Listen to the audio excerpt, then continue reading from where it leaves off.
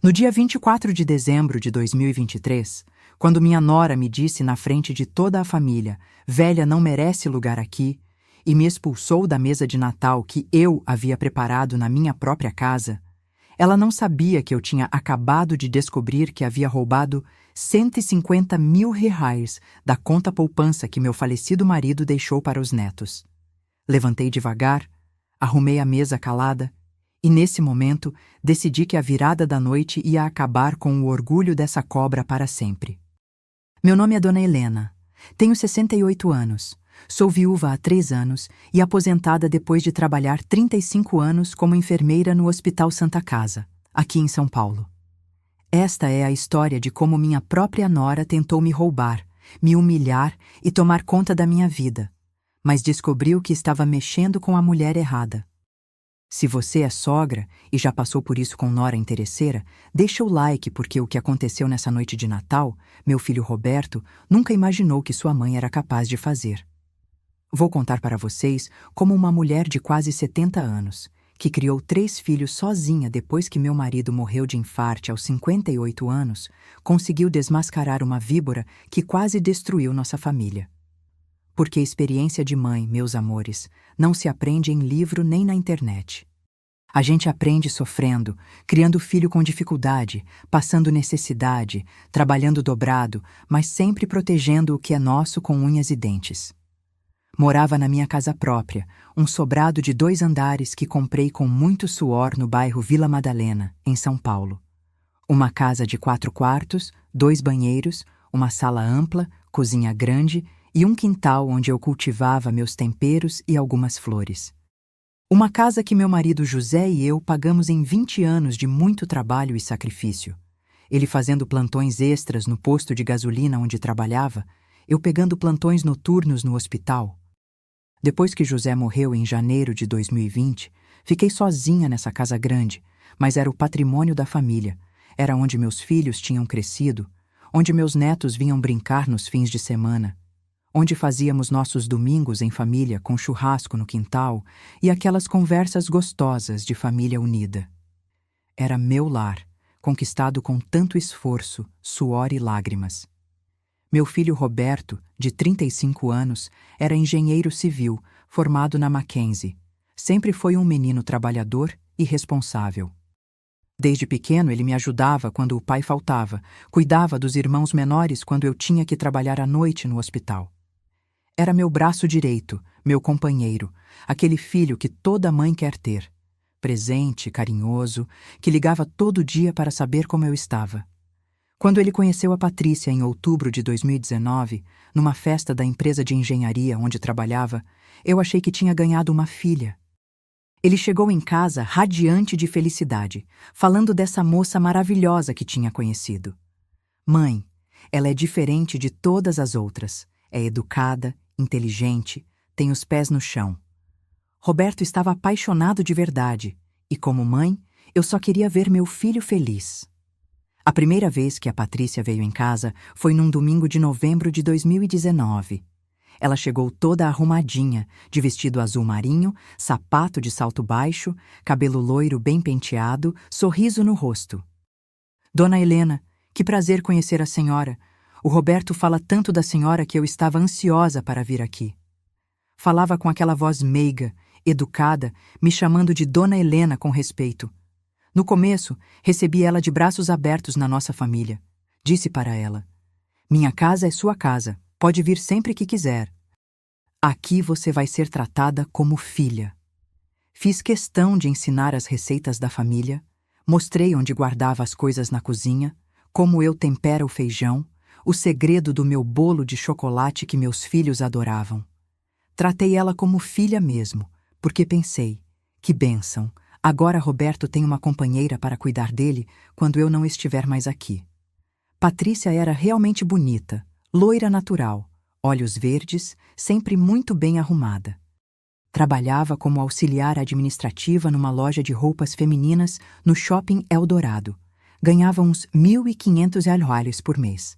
Dizia que vinha de família humilde, que morava em Osasco com os pais, que o pai era pedreiro e a mãe era doméstica.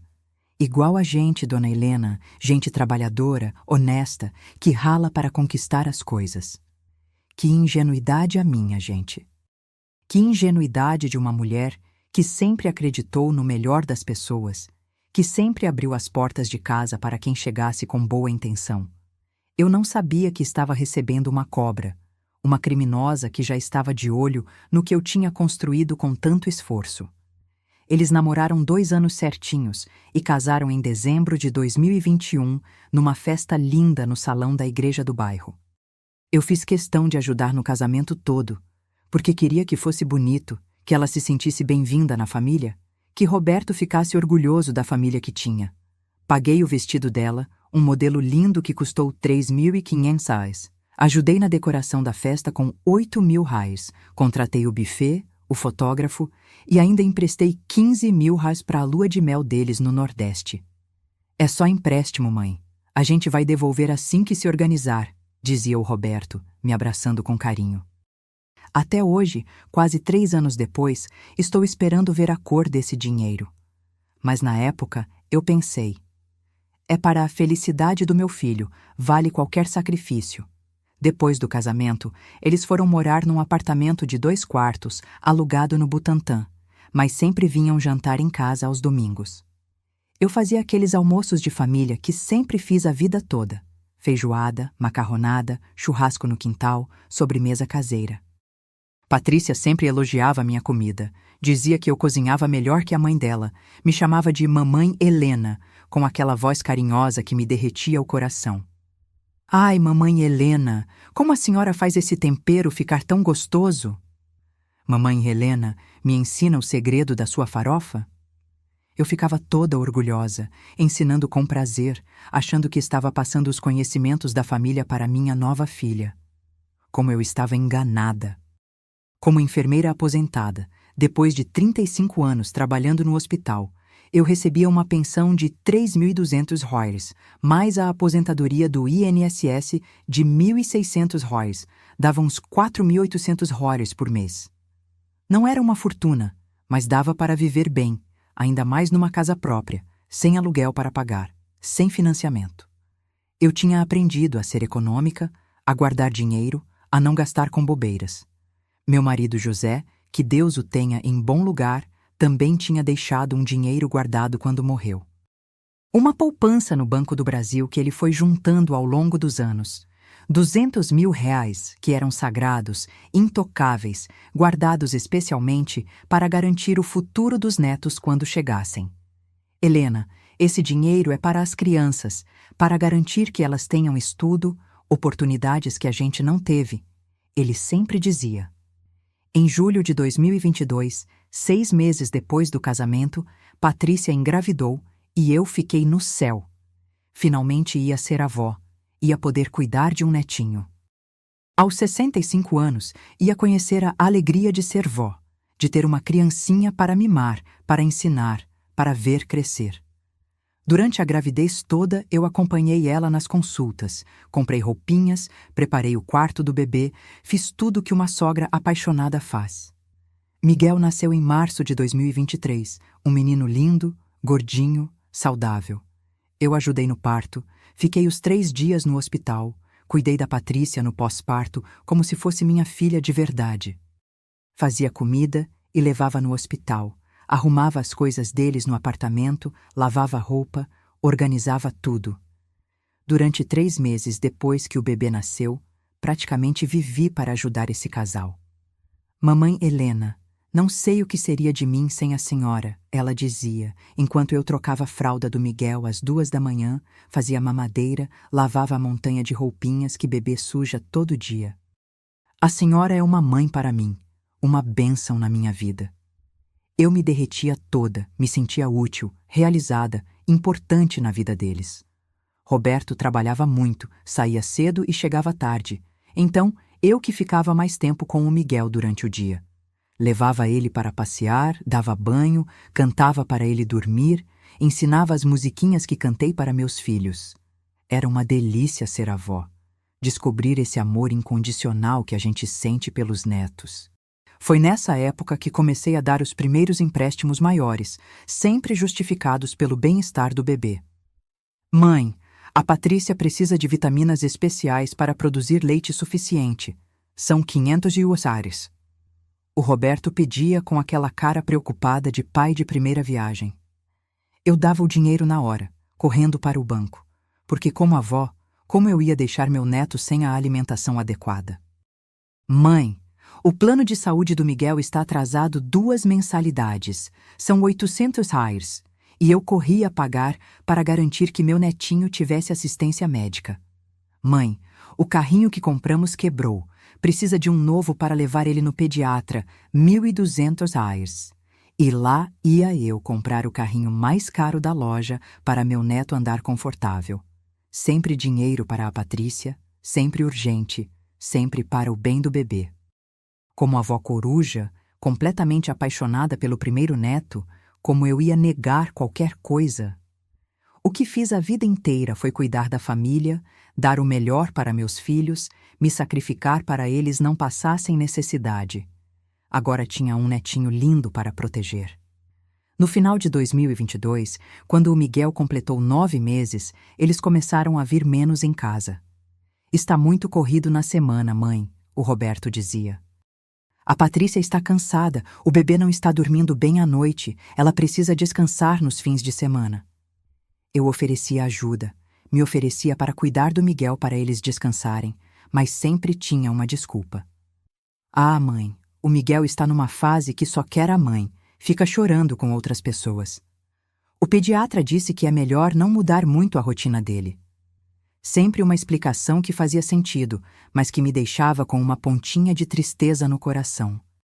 Sentia que estava perdendo espaço na vida do meu filho e do meu neto. Comecei a perceber mudanças sutis no comportamento da Patrícia quando ela vinha em casa. Antes ela me ajudava na cozinha, conversava comigo enquanto eu preparava o almoço, me contava das coisas dela. Depois começou a ficar mais no celular, mais distante, respondendo com monossílabos quando eu tentava puxar conversa. Como foi a semana, Patrícia? Ah, normal. E o Miguel como está? Está bem. Respostas secas, sem aquela empolgação de antes. Quando eu oferecia para segurar o bebê, ela fazia cara de resistência. Deixa ele aqui comigo mesmo, dona Helena, ele está tranquilo.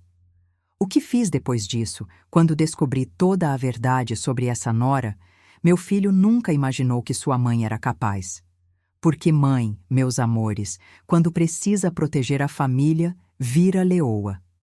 Quando vê que estão mexendo com o que é seu, com o que construiu com suor e lágrimas, desperta uma força que nem a própria mãe sabia que tinha. E eu ia mostrar para essa menina que ela tinha escolhido a família errada para passar a perna, que tinha subestimado uma mulher que criou 3 filhos sozinha, que trabalhou 35 anos num hospital, lidando com todo tipo de gente, que sabia reconhecer falsidade quando via uma. Ela ia descobrir que estava mexendo com a pessoa errada.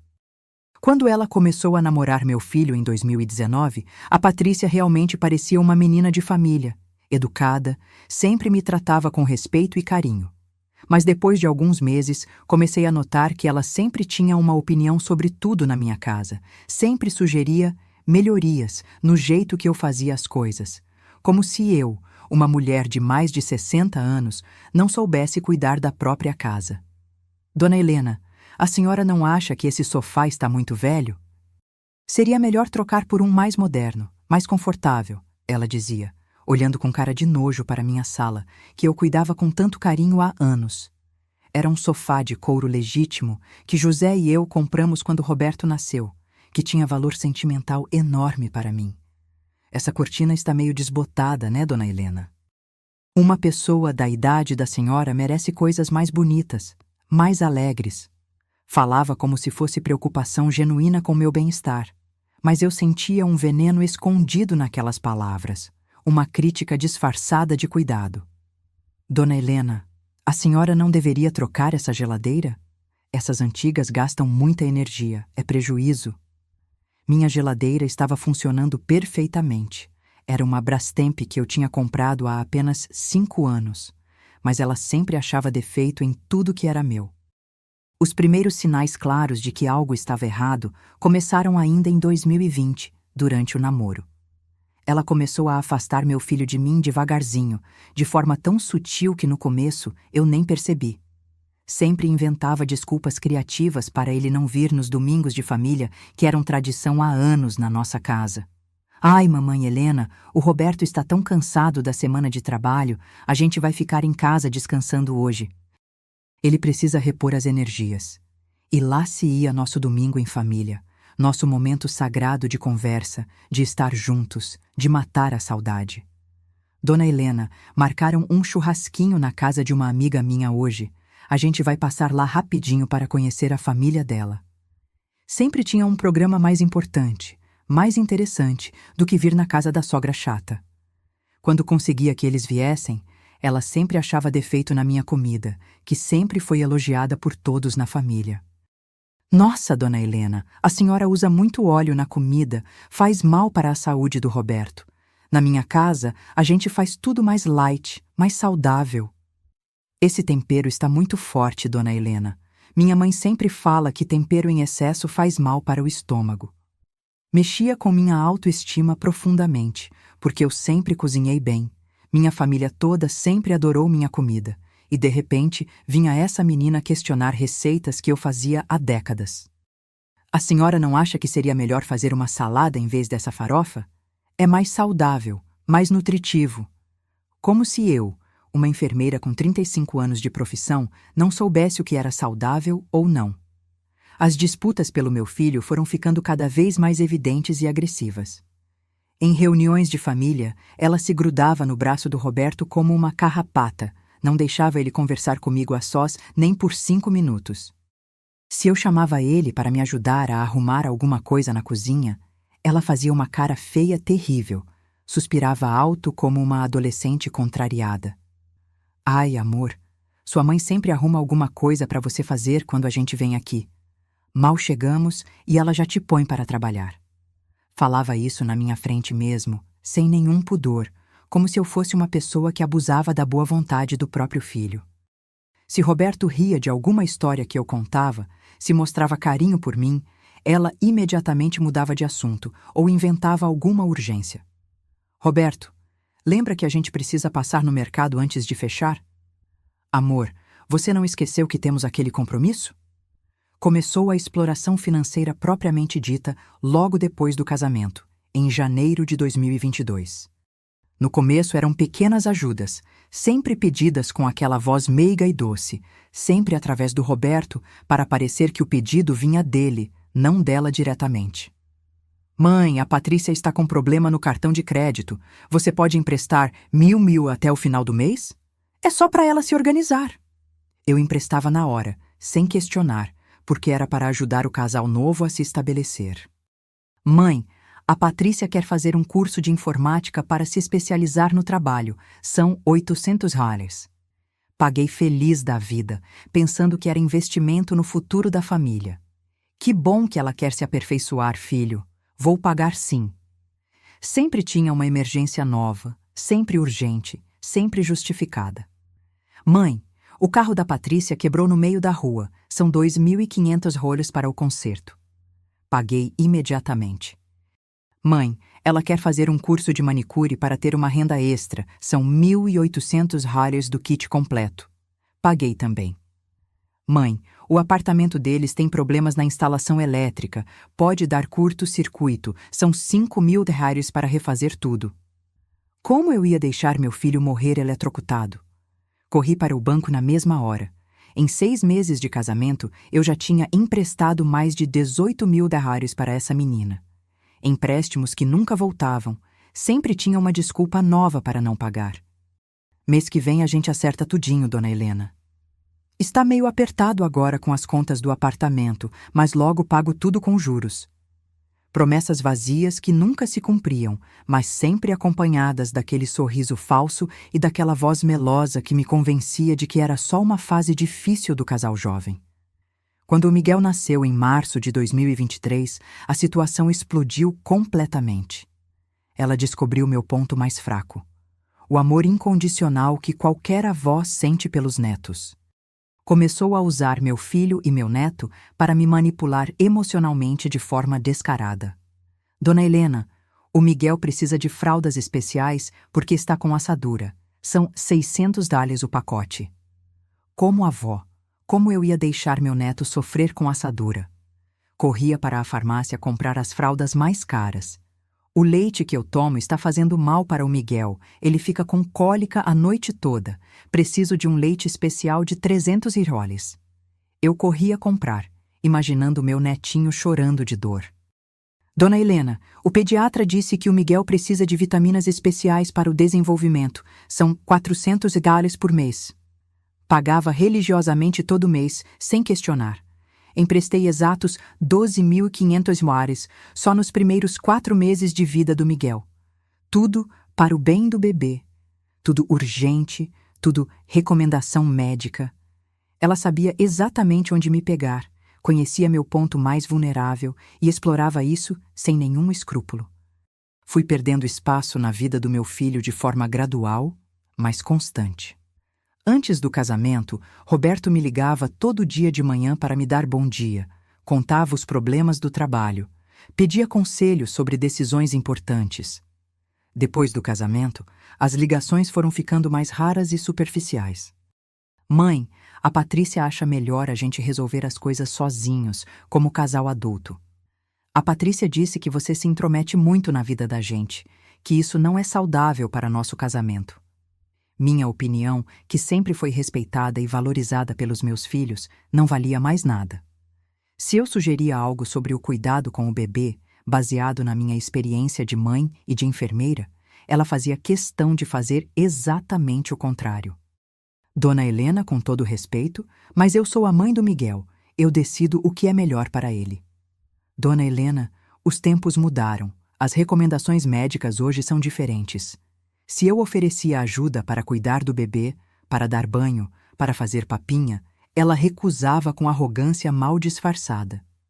Não precisa não, Dona Helena, eu dou conta. O Miguel está numa fase que só quer a mãe mesmo. Mas na hora de pedir dinheiro, aí sim ela lembrava que eu existia. Aí sim eu era importante para a família.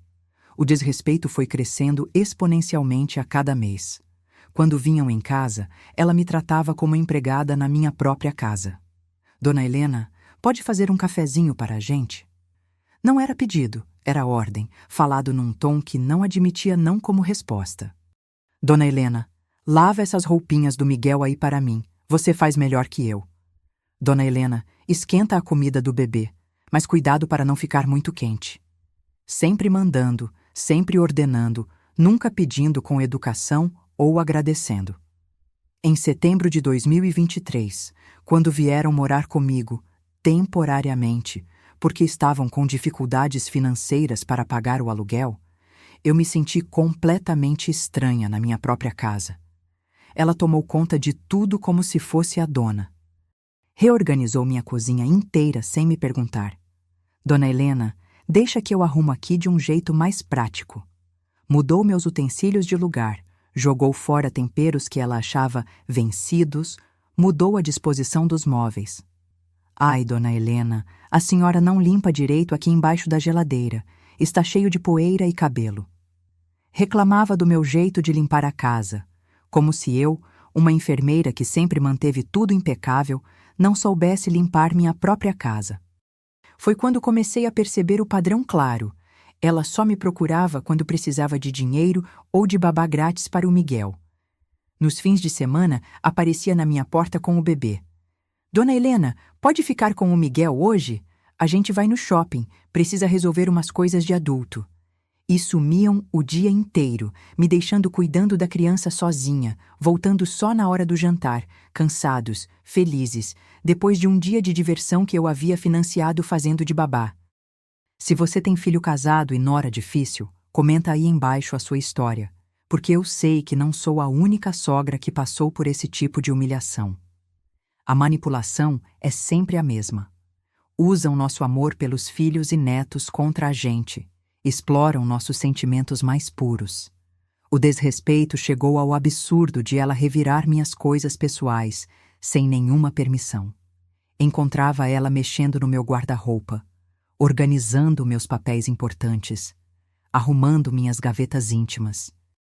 Dona Helena, a senhora tem muita coisa velha aqui, podia jogar fora para ter mais espaço. Falava das minhas memórias, dos meus objetos pessoais, das lembranças da minha vida com José, como se fossem lixo inútil que ocupava espaço. Essa roupa aqui a senhora nem usa mais, pode doar. Decidindo por conta própria o que eu devia ou não guardar, como se eu fosse incapaz de cuidar das minhas próprias coisas. Em novembro de 2023, um mês antes do Natal fatídico, ela teve a audácia suprema de me sugerir que eu vendesse minha casa.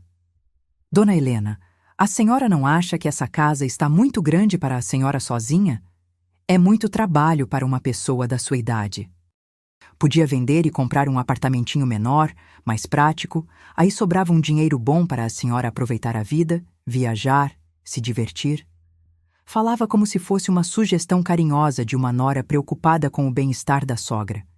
Nesse momento exato, uma luz potente acendeu na minha cabeça. Essa menina estava tentando me convencer a vender o patrimônio da família, a casa que eu e José construímos com 20 anos de suor e sacrifício. Para quê? Para eu ter dinheiro para aproveitar a vida aos 68 anos ou para ela conseguir botar as mãos na minha herança? Foi nesse momento que meu instinto de mãe, de mulher experiente, de enfermeira que lidou com todo tipo de gente durante 35 anos, começou a gritar que tinha algo muito errado acontecendo. Comecei a investigar por conta própria, a prestar atenção em detalhes que antes passavam despercebidos. Comecei a observar os movimentos dela com mais atenção, as coisas que ela falava, as atitudes suspeitas, os gastos que não batiam com a renda dela. Instinto de mãe, sabe como é? Quando a gente sente que tem algo errado, mas ainda não consegue colocar o dedo exatamente no que é. Mas o que descobri numa tarde de dezembro, mexendo nas coisas dela no quarto de hóspedes, me fez tremer de raiva e me deu a certeza absoluta de que estava certa em desconfiar dessa víbora. O que encontrei foi tão chocante, tão criminoso, que me deu vontade de chamar a polícia na mesma hora. Quando entrei no quarto de hóspedes onde eles estavam morando na minha casa, em 15 de dezembro de 2023, para arrumar as coisas como sempre fazia toda semana, abri a gaveta da cômoda que a Patrícia usava para guardar os documentos dela e encontrei algo que me gelou o sangue completamente. Uma pasta azul cheia de documentos que tinham minha assinatura, mas que eu nunca, jamais, tinha assinado na vida. Eram extratos bancários de uma conta poupança do Banco Itaú que estava no meu nome, no meu CPF, com meu endereço, mas que eu nunca tinha aberto. Uma conta num banco onde eu nunca tinha posto os pés, com movimentações enormes, 2.000, 3.000, 5.000, 8.000, sendo sacados regularmente todo mês desde junho de 2022. Meu coração começou a disparar quando vi meu CPF, meu RG, minha assinatura perfeitamente imitada em contratos de abertura de conta, autorizações de transferência, documentos que eu nunca tinha visto na vida. Era minha letra, era minha assinatura, mas eu não tinha escrito aquilo. O que me fez quase desmaiar foi quando descobri que aquela conta fantasma tinha começado com um depósito inicial de exatos 150 mil. O mesmo valor da poupança que meu falecido marido José tinha deixado guardada no Banco do Brasil para os netos, a conta sagrada que eu nem mexia porque era o futuro das crianças. Mas nessa conta que ela tinha criado no meu nome, só restavam 22 mil reais. Ela tinha roubado 128 mil reais em 1 ano e meio. Comecei a vasculhar mais documentos com as mãos tremendo de nervoso, o coração batendo tão forte que eu achei que ia ter um infarte igual meu marido teve. Encontrei protocolos de transferência bancária entre contas, comprovantes de Pix feitos com meus dados pessoais, extratos de movimentação que mostravam uma vida financeira paralela que eu desconhecia completamente. Ela tinha acesso total à minha vida financeira e eu não sabia de absolutamente nada. Era como se eu tivesse um sósia bancário fazendo operações no meu nome sem meu conhecimento. Liguei para o Banco Itaú na mesma hora, fingindo que estava apenas conferindo minha movimentação mensal. Bom dia, Sou Helena Ferreira da Silva. Gostaria de saber sobre minha conta poupança. O atendente confirmou. Senhora Helena, a conta 1234,5 mesmo? Essa conta foi aberta em 18 de junho de 2022. Tem movimentação regular de saques e transferências. Minha mente ficou completamente confusa. Junho de 2022 era exatamente quando ela estava morando aqui comigo para cuidar do pós-parto do Miguel, quando eu estava vulnerável, cansada, focada em ajudar com o bebê. Foi quando ela aproveitou minha confiança para roubar minha identidade. Continuei investigando e descobri que ela tinha usado meus documentos pessoais para abrir essa conta quando eu estava no Hospital das Clínicas, fazendo uns exames de rotina do coração que duraram o dia todo, e ela ficou cuidando da casa e do bebê para mim. Aproveitou que eu confiava nela completamente, que deixava meus documentos na gaveta da cozinha para emergências e falsificou tudo. A extensão do roubo era absolutamente assustadora. Descobri que foram 128 mil reais roubados ao longo de 18 meses, sendo entre 3 mil a 8 mil reais sacados todo mês, religiosamente. Ela tinha acesso ao meu cartão de débito original porque eu havia dado para ela fazer compras de supermercado quando estava morando aqui, e aproveitou para descobrir minha senha, observando quando eu digitava. O pior de tudo foi perceber que meu filho Roberto ou estava envolvido no esquema, ou era completamente cego de paixão por essa criminosa. Como um homem engenheiro, inteligente, não percebe que a esposa está gastando 5 mil, 8 mil reais por mês sem explicação alguma? Onde ela dizia que conseguia tanto dinheiro, sendo que ganhava oficialmente só 1.500 reais no trabalho? Senti uma fúria de mãe protetora que eu nunca tinha experimentado na vida inteira. Pensei em tudo que meu marido José trabalhou para juntar esse dinheiro ao longo de 30 anos, quantos plantões noturnos extras ele pegou no posto de gasolina, quantos fins de semana ele perdeu com a família para garantir um futuro seguro para os netos que nem chegou a conhecer. José morreu de infarte aos 58 anos, trabalhando demais para juntar esse dinheiro. E essa desgraçada estava roubando o suor, o sangue, a vida do meu marido morto. As estratégias criminosas dela eram absolutamente diabólicas. Descobri que ela falsificava documentos usando uma impressora profissional que tinha comprado, certamente com meu dinheiro roubado. Tinha aprendido a imitar minha letra praticando com receitas de família que eu escrevia à mão e dava para ela copiar. Usava minha confiança de avó dedicada, minha vulnerabilidade de viúva recente, minha disposição em ajudar a família para ter acesso a tudo o que precisava para me roubar sistematicamente. Na investigação que comecei a fazer sozinha, vasculhando todos os papéis que encontrei, descobri que ela transferia o dinheiro roubado para uma conta corrente no nome da mãe dela, a dona Conceição, que obviamente estava envolvida até o pescoço no esquema criminoso. Mãe e filha dividiam o produto do roubo. Parte ficava com a Patrícia para seus gastos pessoais, parte ia para a família dela investir numa casa no interior de São Paulo. A rede de mentiras e crimes era muito maior do que eu imaginava. Descobri que a família dela toda estava envolvida e sabia exatamente o que estava acontecendo. A irmã da Patrícia, a Vanessa, tinha feito uma operação suspeita.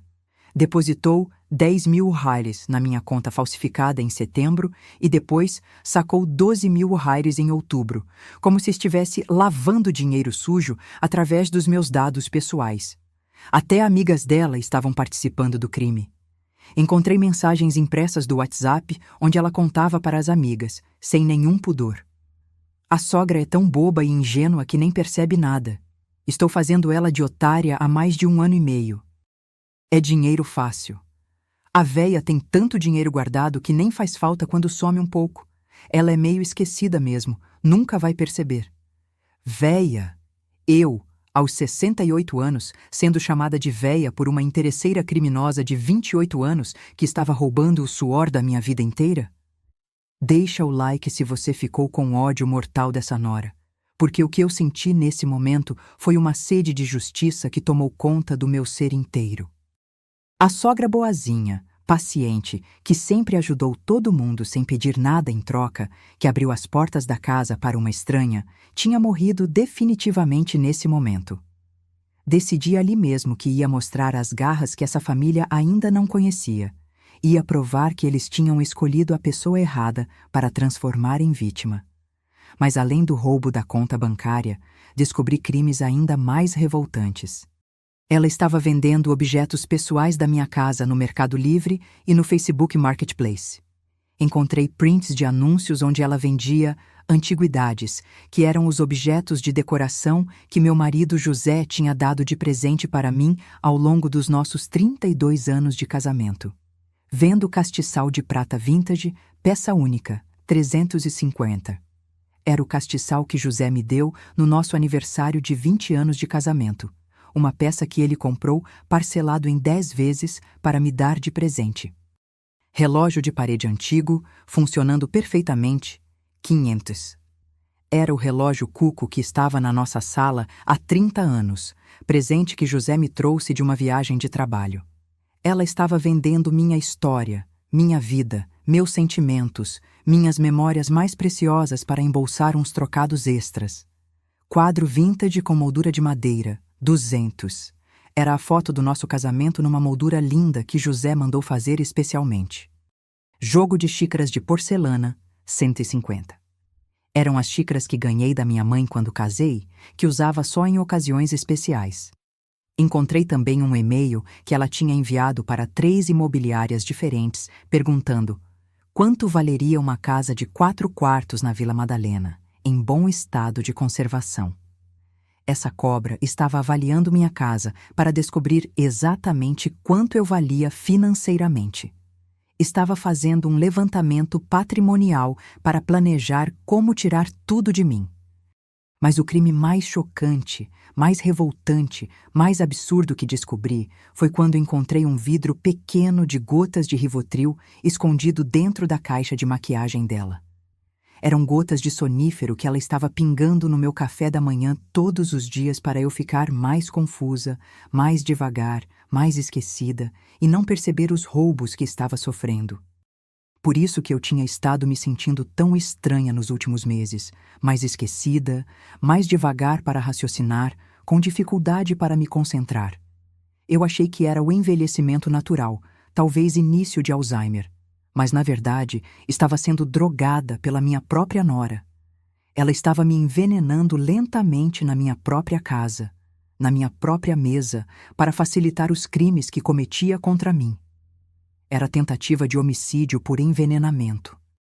Descobri também que ela havia pesquisado na internet sobre como declarar idoso incapaz e como conseguir procuração de pessoa idosa. Essa criminosa estava planejando me declarar mentalmente incapaz para assumir controle total dos meus bens. A transformação que aconteceu dentro de mim nesse dia foi total e irreversível. A mulher ingênua que sempre pensou o melhor das pessoas, que sempre acreditou na bondade humana, que sempre abriu as portas para quem precisasse, tinha morrido para sempre. Decidi que ia mostrar para essa família inteira de criminosos quem realmente mandava nessa casa e ia provar que eles tinham cometido o erro mais grave das suas vidas ao escolher Helena Ferreira da Silva como vítima. Mas antes de partir para o confronto direto, eu sabia que precisava reunir todas as provas possíveis contra ela, documentar cada crime, cada mentira, cada roubo e preparar um plano de ataque que fosse absolutamente certeiro e devastador. Porque quando uma mãe de família vai para a guerra para proteger o que é seu, ela tem que ter certeza absoluta de que vai ganhar. E eu ia ganhar essa guerra, custasse o que custasse. Essa menina ia descobrir que tinha mexido com a mulher mais errada da vida dela. Depois da descoberta absolutamente chocante de todos os crimes que a Patrícia estava cometendo contra mim, tomei uma decisão estratégica. Fingi que não sabia de nada e comecei minha própria investigação silenciosa e profissional. Durante 3 semanas completas, observei cada movimento dela, cada mentira, cada manipulação, fingindo estar cada vez mais confusa e esquecida, para ela se sentir completamente segura para continuar me roubando. Era uma estratégia de guerra. Eu sabia que se confrontasse ela imediatamente, ela ia negar tudo, destruir provas, inventar desculpas, e talvez até conseguisse convencer meu filho de que eu estava com problemas mentais. Precisava de um plano infalível. Comecei a acordar às 5 da manhã para observar ela mexendo no meu celular enquanto fingia dormir profundamente. Ela checava meus extratos bancários pelo aplicativo do banco, anotava informações importantes num caderninho pequeno que escondia dentro da caixa de maquiagem e depois apagava cuidadosamente todo o histórico de navegação para não deixar rastros. A audácia dela era impressionante. Na minha própria casa, na minha própria cama, mexendo nas minhas coisas mais íntimas, violando minha privacidade completamente enquanto eu fingia dormir a poucos centímetros de distância. Instalei um sistema completo de câmeras de segurança na casa toda, sem ela saber de nada. Contratei uma empresa especializada que veio quando ela saiu para levar o Miguel numa consulta de rotina no pediatra. Instalamos câmeras ultra pequenas na sala, na cozinha, no meu quarto, até no quarto onde eles dormiam. Câmeras com gravação em alta definição, áudio claro, sistema de backup automático. É para minha segurança pessoal, expliquei para o técnico. Sou uma senhora idosa que mora sozinha, preciso me proteger de assaltantes. Paguei $3.500 pelo sistema completo, mas valeu cada centavo. O primeiro flagrante devastador veio apenas 2 dias depois. A câmera gravou ela entrando na minha gaveta de documentos importantes às 6h15 da manhã, fotografando meu RG, minha carteira de aposentada, anotações com senhas bancárias que eu guardava para emergências. Depois, às 14h30, quando eu estava cochilando na sala, ela mexeu no meu celular por exatos 23 minutos. Fez 2 transferências bancárias, conferiu saldos e apagou meticulosamente todas as notificações para não deixar vestígios. Tudo gravado em alta definição, com áudio claro, prova irrefutável dos crimes dela. Procurei imediatamente minha advogada, doutora Carmen Mendes, que cuidava dos meus documentos há mais de 15 anos e conhecia perfeitamente minha situação financeira. Dona Helena, o que a senhora está me relatando são crimes gravíssimos. Estelionato qualificado, falsificação de documentos públicos, furto mediante fraude, formação de quadrilha. A senhora precisa registrar boletim de ocorrência urgentemente. Mas pedi para ela aguardar e me orientar sobre como reunir o máximo de provas possível antes de agir. Doutora Carmen, quero que quando eu agir seja um tiro certeiro. Essa menina não pode ter nenhuma chance de escapar. Contratei também uma investigadora particular profissional, a Rosângela Silva, especialista em crimes financeiros, recomendada pela minha advogada. Dona Helena, vou investigar a vida inteira dessa pessoa.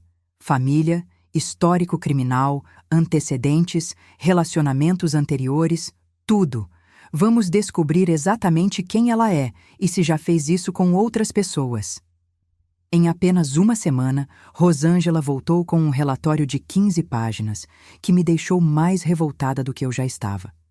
Patrícia Costa Silva era uma criminosa profissional, especialista em golpes contra pessoas idosas. Ela já tinha aplicado golpes semelhantes em outras 3 famílias nos últimos 5 anos. No primeiro caso, se envolveu com um rapaz cujo pai viúvo tinha uma padaria próspera. Conseguiu acesso às contas da empresa e roubou 85 mil BRs antes de ser descoberta. Fugiu da cidade antes da prisão. No segundo caso, namorou um homem cuja mãe aposentada tinha uma casa própria valiosa. Convenceu a idosa a fazer um empréstimo bancário usando a casa como garantia, desviou o dinheiro e desapareceu. A senhora quase perdeu a casa. No terceiro caso, se casou com um viúvo que tinha a herança dos pais. Falsificou documentos, transferiu propriedades e só foi descoberta quando tentou vender um imóvel sem autorização legal. A investigadora descobriu que ela tinha sido demitida de 6 empregos diferentes por furto e desonestidade. No primeiro emprego, numa loja de roupas, roubava mercadorias para revender por fora. No segundo, numa farmácia, desviava medicamentos caros. No terceiro, numa loja de móveis, falsificava cupons de desconto e embolsava a diferença. Era uma carreira criminosa sólida e bem estruturada. A família dela também tinha histórico criminal extenso. A mãe, Conceição Costa, já tinha sido presa 2 vezes, uma por receptação de produtos roubados, outra por aplicar golpes em aposentados vendendo produtos inexistentes. O pai, que ela dizia ser pedreiro honesto, tinha antecedentes por estelionato e venda de material de construção roubado. A irmã Vanessa Costa era especialista em golpes do falso sequestro em pessoas idosas. Ligava fingindo ser policial para extorquir dinheiro. Toda a família era uma empresa criminosa focada em explorar pessoas vulneráveis. Continuei interpretando meu papel de vítima confusa perfeitamente. Jogava o jogo dela com maestria, deixando ela se sentir completamente segura e no controle da situação. Fingia estar cada vez mais esquecida. Perdia coisas propositalmente. Falava que estava com problemas de memória para ela ficar confiante de que eu nunca ia descobrir os roubos. Ai, Patrícia, não estou lembrando onde deixei meu cartão do banco. Patrícia, você viu meu extrato mensal? Acho que perdi. Estou tão esquecida ultimamente, deve ser a idade chegando. Ela ficava radiante quando eu falava essas coisas, pensando que seu plano estava funcionando perfeitamente. Preparei armadilhas específicas e elaboradas para pegá-la em flagrante.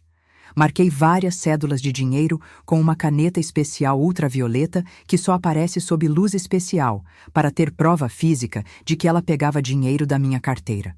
Deixei documentos falsos na gaveta com informações sobre uma suposta conta secreta no Banco Bradesco para ver se ela tentaria acessar.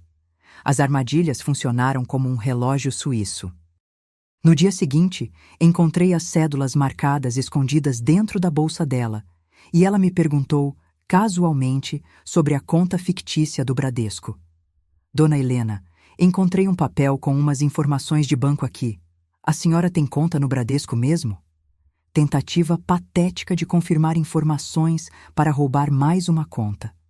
Comecei a fazer perguntas aparentemente inocentes, mas profundamente incômodas para ela, questionando gastos estranhos que via na casa.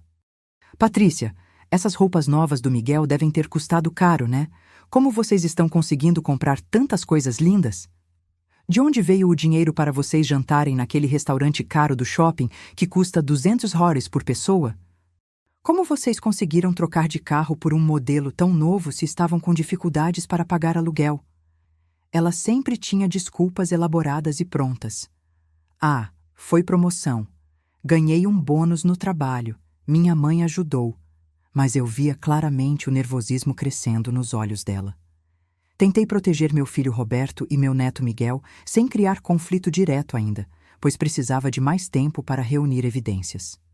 Comecei a falar sutilmente com Roberto sobre a importância de proteger o patrimônio familiar, sobre golpes que pessoas idosas sofrem tentando plantar sementes de desconfiança. Filho, você sabia que tem muito criminoso especialista por aí que se aproveita de pessoa mais velha? Vi uma reportagem chocante sobre isso. Roberto, você controla direitinho os gastos da casa? É importante casal jovem ter organização financeira. Mas ele defendia a esposa cegamente e com agressividade. Mãe, para com isso. A Patrícia é uma pessoa honesta, trabalhadora.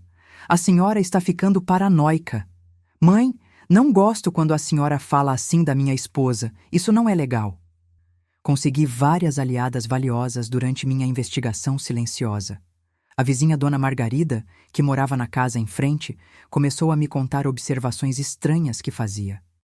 Helena, esses dias vi sua nora saindo de madrugada com uma mala grande. Voltou só de manhã cedinho. Que coisa estranha, né? Helena, ela anda recebendo muitas encomendas dos correios. Todo dia tem alguma coisa chegando. De onde vem tanto dinheiro para comprar tanta coisa? Dona Margarida, aposentada de 72 anos, sempre acordada cedo, era uma testemunha perfeita dos movimentos suspeitos. A vendedora do supermercado onde eu fazia compras há 10 anos também me alertou espontaneamente. Dona Helena, sua nora anda comprando muita coisa cara aqui. Vinhos importados, queijos especiais, carnes nobres. Sempre paga em dinheiro vivo, notas novinhas. Que família abençoada. Até parentes da própria Patrícia começaram a me procurar para contar a verdade sobre quem ela realmente era. A tia dela, Dona Rosa, apareceu na minha casa numa tarde quando Patrícia tinha saído com Miguel. Dona Helena, a senhora é boa demais. Não merece ser enganada. Preciso contar quem a Patrícia realmente é. Dona Rosa me contou histórias horríveis. Patrícia tinha roubado da própria avó quando a senhora estava com Alzheimer, vendia os remédios da véia e deixava ela passar mal. Tinha falsificado documentos do avô para vender um terreno da família. Ela não tem coração, Dona Helena. Nunca teve. Desde pequena sempre foi mentirosa e interesseira. Se você quer ver essa nora criminosa se dando muito mal, compartilha esse vídeo agora mesmo, porque a vingança que eu preparei para ela foi absolutamente épica e devastadora. Durante todo dezembro, percebi que ela estava ficando cada vez mais nervosa e paranoica. Começou a desconfiar que eu sabia de alguma coisa. Parou de mexer tanto nas minhas gavetas, começou a ser excessivamente simpática comigo, até se ofereceu para cozinhar a ceia de Natal. Dona Helena, deixa que eu faço a ceia inteira esse ano. A senhora já trabalhou tanto na vida, merece descansar. Tentativa desesperada de me agradar e desviar suspeitas. Mas era tarde demais para teatro e falsidade.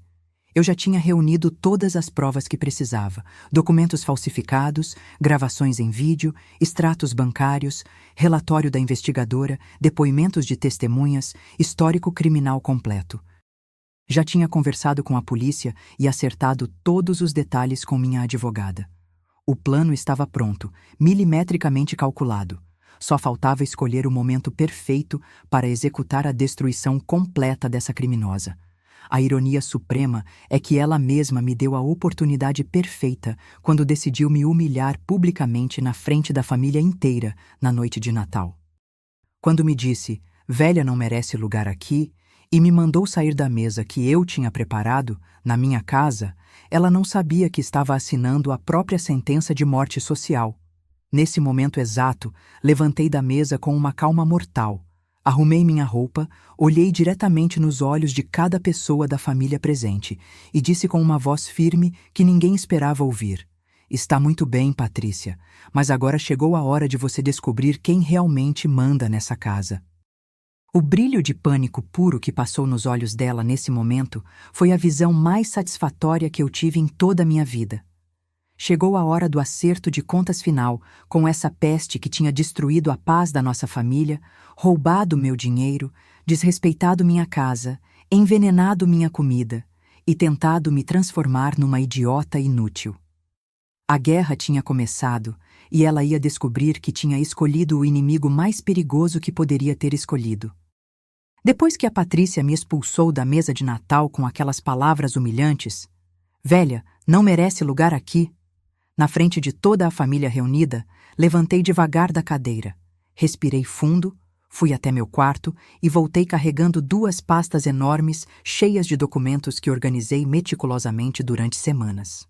Coloquei tudo bem no centro da mesa da ceia, empurrando os pratos de comida para o lado, e disse com uma voz firme que surpreendeu a todos: "Agora vamos ter uma conversa muito séria de família, e ninguém sai daqui até isso ser completamente resolvido." Reuni toda a família ao redor da mesa. Meu filho Roberto com cara de confusão total, a víbora da Patrícia segurando meu neto Miguel no colo, com expressão de pânico crescente.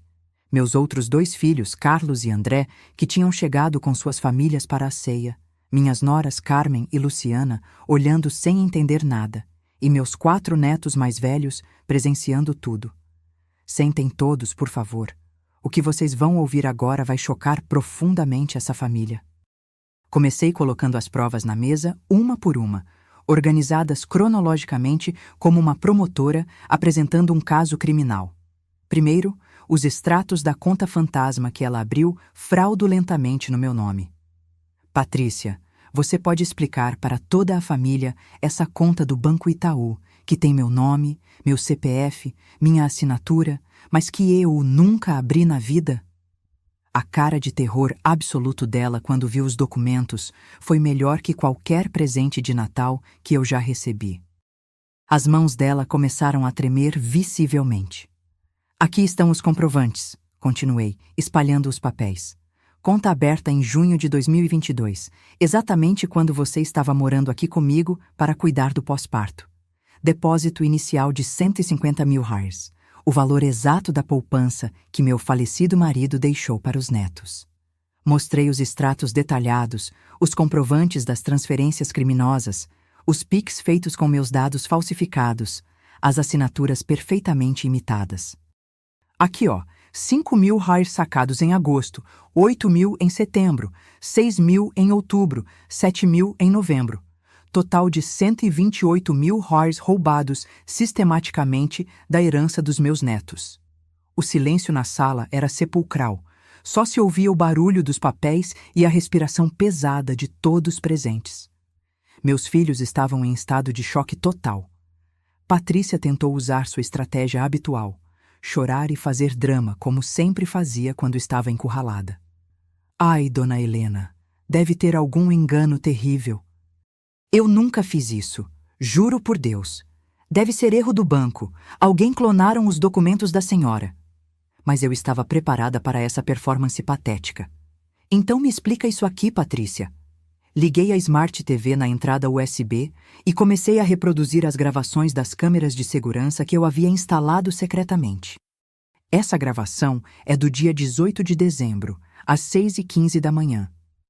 Na tela de 55 polegadas, apareceu ela, clara como o dia, entrando sorrateiramente na minha gaveta de documentos, fotografando meu RG e carteira de aposentada com o celular, anotando informações num caderninho. E essa aqui é do mesmo dia, às 14h30, quando eu estava cochilando na sala. Segunda gravação mostrando ela mexendo no meu celular por mais de 20 minutos, acessando o aplicativo do banco, fazendo transferências, conferindo saldos, apagando notificações. E essa é da última semana, quando você mexeu na minha carteira e pegou $300 em dinheiro. Terceira gravação, flagrando ela furtando dinheiro da minha bolsa. A família inteira estava assistindo boquiaberta às evidências irrefutáveis dos crimes. Roberto estava com as mãos na cabeça, incrédulo. Patrícia, pelo amor de Deus, me diz que isso não é verdade. Mas eu não tinha terminado. Mostrei cada documento falsificado, reproduzi as gravações de áudio que consegui. Aqui, ela conversando com a amiga Jéssica no WhatsApp, falando que estava me fazendo de otária há mais de um ano. Toquei a conversa gravada com áudio cristalino. A sogra é tão boba e ingênua que nem percebe nada. Estou roubando ela há tempos. É dinheiro fácil, a véia nem vai sentir falta. Roberto ficou em estado de choque total ao ouvir a voz da própria esposa chamando a mãe dele de véia e admitindo os roubos.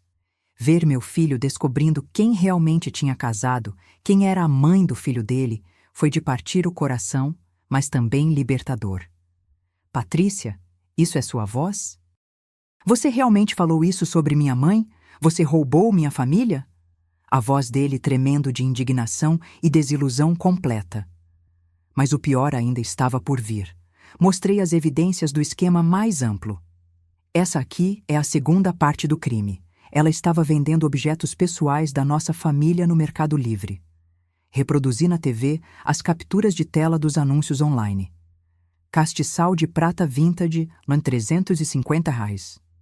Era o castiçal que José me deu no nosso 20º aniversário de casamento. Relógio de parede antigo, R$500. Era o relógio Cuco que enfeitava nossa sala há 30 anos. Ela estava vendendo nossa história, Roberto, as lembranças do seu pai, os objetos que ele me deu com tanto amor. Roberto começou a chorar quando viu as fotos dos pertences do pai sendo comercializados online. Expus toda a rede criminosa da família dela com o relatório completo da investigadora particular. Sua esposa, Roberto, não é apenas uma ladra ocasional. É uma criminosa profissional especializada em golpes contra idosos. Li trechos do relatório. Patrícia Costa Silva, 28 anos. Antecedentes criminais. 3 casos anteriores de estelionato contra pessoas idosas. Família com histórico. Mãe presa por receptação, pai por venda de material roubado, irmã especialista em golpe do falso sequestro. Você trouxe uma quadrilha inteira de criminosos para dentro da nossa família. Revelei então a descoberta mais chocante. E tem mais. Ela estava me drogando todos os dias. Mostrei o frasco de Rivotril que encontrei. Pingava gotas de sonífero no meu café da manhã para eu ficar confusa e não perceber os roubos. Era envenenamento sistemático. A família ficou horrorizada. Minha nora Carmen gritou: "Meu Deus, isso é tentativa de homicídio!" André, meu filho do meio, se levantou furioso. Essa criminosa estava matando nossa mãe aos poucos. Chamei a polícia na mesma hora, na frente de todos, com o telefone no viva-voz para todos ouvirem. "Alô, Delegacia do 14º DP? Aqui é Helena Ferreira da Silva. Quero registrar um boletim de ocorrência contra minha nora por estelionato qualificado, falsificação de documentos, furto mediante fraude, formação de quadrilha e tentativa de envenenamento. Tenho todas as provas organizadas aqui." Patrícia tentou se levantar e correr, mas meus filhos Carlos e André bloquearam todas as saídas. "Você não vai sair daqui, criminosa!" gritou Carlos, segurando o braço dela. Quando os policiais chegaram, 2 investigadores e um escrivão, eu tinha absolutamente tudo organizado como uma operação militar. Documentos em ordem cronológica, pendrives com as gravações, relatório da investigadora, depoimentos escritos das testemunhas, cópias autenticadas de tudo. "Senhores policiais", disse, entrando em modo enfermeira profissional, "aqui estão todas as evidências dos crimes cometidos sistematicamente contra mim nos últimos 18 meses. O delegado ficou impressionado com a organização das provas. "Senhora, nunca vimos um caso tão bem documentado. A investigação está praticamente pronta." Patrícia foi presa ali mesmo, na noite de Natal, algemada na frente da família toda, chorando desesperadamente e tentando inventar últimas mentiras. "Dona Helena, pelo amor de Deus, perdoa eu. Foi só dessa vez, eu vou devolver tudo. Eu estava desesperada." "Foi só dessa vez?" respondi friamente. 18 meses roubando sistematicamente, vendendo as lembranças do meu marido morto, me envenenando todos os dias. Você chama isso de só dessa vez? Consegui reaver todo o dinheiro roubado através de ação judicial relâmpago. Minha advogada entrou com pedido de urgência e, em 72 horas, o juiz determinou o bloqueio completo de todas as contas dela e da família criminosa. Apreendeu o carro Corolla que eles tinham comprado com meu dinheiro e ordenou a restituição integral dos R$ 128 mil com correção monetária e juros. A casa que a mãe dela tinha comprado no interior com produto de roubo também foi arrestada pela justiça. Toda a quadrilha foi enquadrada por associação criminosa e receptação. Roberto pediu o divórcio na semana seguinte ao Natal. "Mãe, me perdoa por não ter acreditado na senhora, por ter defendido essa criminosa contra a própria mãe. Eu estava cego, manipulado." Ele chorava como uma criança ao perceber como tinha sido usado. "Filho, você foi vítima também. Essa mulher é especialista em manipulação. Estudou nossa família para saber exatamente como nos atingir." Consolei meu filho, porque mãe sempre perdoa, sempre protege, mesmo quando eles erram. Consegui a guarda definitiva do Miguel através de decisão judicial. O juiz considerou que a criança não pode permanecer sob custódia de pessoa com antecedentes criminais e envolvimento com substâncias controladas usadas para envenenar idosos. O Conselho Tutelar aprovou unanimemente, reconhecendo que eu tinha condições financeiras, emocionais e familiares excelentes para criar meu neto. Roberto voltou para casa comigo trazendo o Miguel e estamos reconstruindo nossa relação de mãe e filho mais forte do que nunca. "Mãe, a senhora sempre soube que tinha algo errado, né? Como conseguiu perceber o que eu, engenheiro inteligente, não consegui?" "Filho, mãe sempre sabe quando algo ameaça a família. É instinto, é experiência de vida, é amor protetor que a gente desenvolve criando filhos. Criminoso pode enganar todo mundo, mas raramente engana uma mãe experiente." A nova dinâmica familiar está infinitamente melhor. Meu neto Miguel está crescendo num ambiente saudável, cercado de amor verdadeiro, sem a influência tóxica daquela família de criminosos. Roberto está fazendo acompanhamento psicológico para se recuperar do trauma de ter sido manipulado e usado por tanto tempo. Mãe, como a senhora teve coragem e frieza para planejar tudo isso sozinha? Filho, quando mexem com nossa família, a gente descobre forças que nem sabia que tinha. Virei uma leoa protegendo seus filhotes. Aprendi lições valiosas sobre confiança e proteção familiar. Nunca mais vou confiar cegamente em alguém que entra na nossa família. Vou investigar, observar, proteger nosso patrimônio e nossa paz familiar com muito mais cuidado. Sogra experiente tem que ser esperta, vigilante, sempre pronta para defender os seus.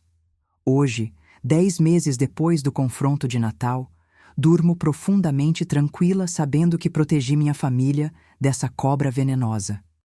Patrícia foi condenada em primeira instância a 6 anos de prisão em regime fechado por estelionato qualificado, falsificação de documentos, formação de quadrilha e tentativa de envenenamento. Está cumprindo pena na penitenciária feminina da capital. A família criminosa dela toda também foi processada e condenada. A mãe pegou 4 anos por receptação e associação criminosa. A irmã está sendo julgada por múltiplos golpes do falso sequestro. A quadrilha foi completamente desmantelada. Roberto conheceu uma pessoa nova 6 meses depois. Fernanda, professora de educação infantil, 32 anos, honesta, trabalhadora, de família estruturada. Dessa vez, eu investiguei absolutamente tudo sobre ela antes de dar minha aprovação. Histórico familiar, antecedentes criminais, referências profissionais, tudo checado minuciosamente. E ela me respeita genuinamente, me trata com carinho, entende perfeitamente que a sogra tem lugar importante e sagrado na vida do marido e dos netos. Dona Helena, quero aprender suas receitas, quero que o Miguel conheça as tradições da família. Se você é sogra e quer proteger sua família dessas noras interesseiras e criminosas, inscreva-se no canal para receber mais histórias de mulheres que não se deixaram enganar e passaram para trás. Compartilhe esse vídeo urgentemente para alertar outras mães e avós sobre os sinais de uma nora exploradora. Deixa nos comentários detalhando. Qual foi a pior coisa que sua nora já fez contra você? Como você lidou com a situação? Conseguiu se defender? Quero ler todas as histórias de vocês, porque sei que milhares de sogras passam por situações parecidas e muitas vezes se sentem sozinhas e desamparadas. Lembrem-se, nunca é tarde para uma mãe mostrar as garras quando precisa proteger sua família. Experiência de mulher vale mais que lágrimas de crocodilo. E quando a gente descobre que estão mexendo com o que é nosso, com o que construímos com suor e sacrifício, desperta uma força de justiça que surpreende até nós mesmas. Hoje durmo em paz absoluta, sabendo que protegi meu filho Roberto e meu neto Miguel dessa víbora criminosa. Miguel está crescendo num lar cheio de amor verdadeiro, valores corretos, longe da influência venenosa daquela família de bandidos. Roberto aprendeu a valorizar e respeitar a mãe que sempre esteve do seu lado, mesmo quando ele não conseguia enxergar a verdade bem na frente do nariz. A casa está em paz, a família está unida e protegida, o patrimônio está seguro, e essa criminosa está pagando pelo mal que tentou fazer contra a nossa família. Essa é a história de como uma sogra de 68 anos, subestimada e considerada só uma velha, conseguiu derrotar uma quadrilha criminosa inteira e salvar sua família da destruição completa. Nunca subestimem o poder de uma mãe quando ela precisa proteger seus filhos e netos. E nunca mexam com Helena Ferreira da Silva.